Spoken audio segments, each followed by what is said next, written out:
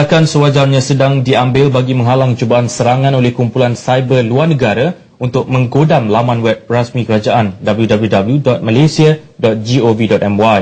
Mengulas lanjut perkara itu, Menteri Penerangan, Komunikasi dan Kebudayaan Datuk Seri Utama Dr. Rais Yatin berkata, ancaman kumpulan yang dikenali sebagai Anonymous itu adalah sesuatu yang tidak dijangka. Bagaimanapun, ancaman serupa itu bukan sesuatu yang baru dan tindakan perlu diambil segera bagi menanganinya. We have informed the authorities to be aware of this and be taking the necessary preventive action. That is to say, through MAMPU, through MCMC, as well as the other agencies which are responsible for security. Suruhanjaya Komunikasi dan Multimedia Malaysia SKMM pada 30 Mei lalu mengarahkan semua penyedia perkhidmatan internet untuk menyekat laman web rasmi kerajaan itu. Datuk Seri Utama Dr. Rais berkata kepada pemberita selepas merasmikan sidang kemuncak penulis blog dan media sosial sedunia di Ibu Negara. Terdahulu dalam ucapannya, Datuk Seri Utama Dr. Rais berkata sikap menghormati sensitiviti kaum, budaya dan undang-undang di negara ini perlu ada dalam setiap diri blogger. Katanya kebebasan melahirkan pendapat di blog masing-masing tidak ditapis lantaran komitmen piagam sosial, namun tidak bermakna keluhuran tidak dikompromi. Beliau menegaskan sikap seumpama itu penting agar hak-hak perlindungan individu dan awam tetap terpelihara. Indeed, the thousands upon thousands of writers, we would like to ask how many of them are actually trained through journalism, through the ethics of good writing. Not to mention the creative part of it, but the guiding, good, responsible writing through blogging. Perhaps we should consider. Meskipun tiada penapisan dilakukan terhadap perkara yang ditulis blogger di negara ini, namun kebebasan yang diberikan kerajaan itu bukan jalan mudah untuk memperkatakan mengenai sesuatu perkara sewenang-wenangnya. Sebaliknya, blogger terlibat perlu bertanggungjawab terhadap artikel yang ditulis. Antara yang hadir pada sidang kemuncak ini, Pengerusi Daud Holdings, Datuk Suhaimi Syahadan dan Ketua Pegawai Eksekutif Kumpulan My Event International, Syahul Hamid Syed Daud. Apa yang pasti, dunia tanpa sempadan menjadikan perkembangan semasa diperolehi dengan mudah dan pantas. Namun bukan semuanya tepat dan telus. Ikuti laporan yang meninjau persepsi blogger terhadap peranan blog yang dilihat semakin mampu menguasai pemikiran rakyat ke arah positif atau sebaliknya.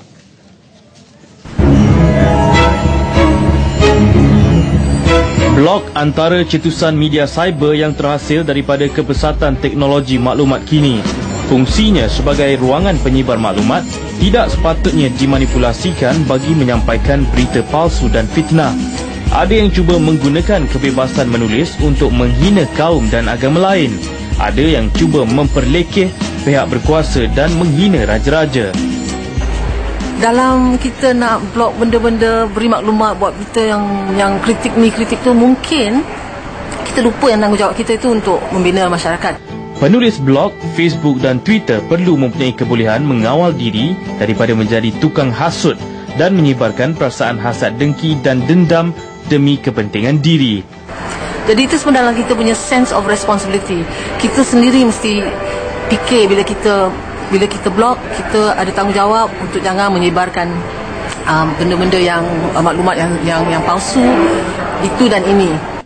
Isu berkaitan sensitiviti masyarakat, agama, kaum, wilayah, adat resam dan undang-undang negara perlu menjadi kayu ukuran bagi blogger. Kadang-kadang kita melihat ada blog di mana komen-komen begitu sensitif sekali, dan kita sebenarnya berada dalam sebuah negara yang muhibah dan majmuk, sensitif perkauman, agama patut dirasai oleh semua. Dan apabila isu-isu ni diberbesarkan, maka timbullah masalah. Bagi pelayar internet, kelengkapkanlah diri dengan ilmu dan berkebolehan untuk menapis maklumat palsu. Ini bagi menjamin mereka tidak terkeliru dengan fakta yang diutarakan. Mereka perlu faham apakah agenda di sebalik topik yang dilontarkan. Kalau kita pandai mencari, bijak membaca, memang blogs tu mempunyai bermacam-macam, berbagai-bagai, orang kata apa, harta karun dari segi keilmuan, dari segi kebaikan sejagat, ya, hubungan antara kita dan orang lain lah. Walaupun penulis media cyber termasuk blog diberi kebebasan untuk menyuarakan pendapat, namun bagi memastikan ia tidak disalahguna oleh tangan-tangan yang tidak bertanggungjawab, undang-undang sedia ada perlu diperkemaskan. Ya, undang-undang baru akan ditubuhkan untuk ni. Itu yang dia buat kajian sekarang, satu undang-undang baru akan ditubuhkan. Mana kita boleh tepatkan itu orang itulah yang buat fitnah dalam blog-blog ni.